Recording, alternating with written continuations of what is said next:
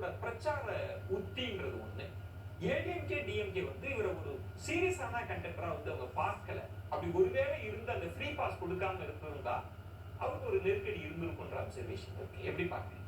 இல்ல நான் அப்படி பார்க்கல. அது ஒரு காரணமா இருக்கலாம். அது மட்டுமே ஒரே காரணம் இல்ல. மக்கள் இவங்க 2 பேரும் வேணான்ற முடிவுக்கு வராங்க.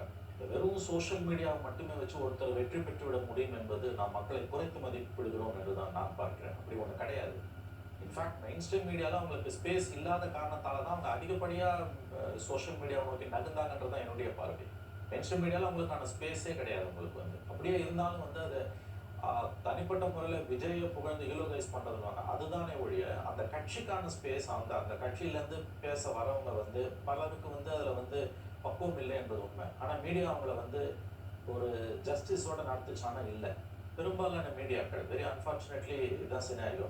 5 பேர் 4 பேர் வந்து விஜய்க்கு எதிராக பேசுனாங்கன்னா விஜய் சார்பாக வரவங்களை போட்டு தர்மம் கும்முன்னு கும்ப வேண்டியது. அதில் ஆங்கரும் சேர்ந்துப்பாரு. இதெல்லாம் வந்து உங்களுக்கு அவங்கள மெயின் ஸ்ட்ரீம் மீடியாலேருந்து வெளியேற்றுது. அதில் ஒரு பார்வை இந்த கோணத்தையும் நீங்க பாருங்க. ஒருவேளை அவங்க ஆழமான விவாதத்தை விரும்பாம செந்தில் தொட்ட இடம் தான் சொல்றேன். அவர்கள் நினைத்திருந்தால் அப்படி ஒரு பாரபட்சம் இருக்குன்னு சொல்லி அவங்க நிராகரிச்சிருக்கலாம்.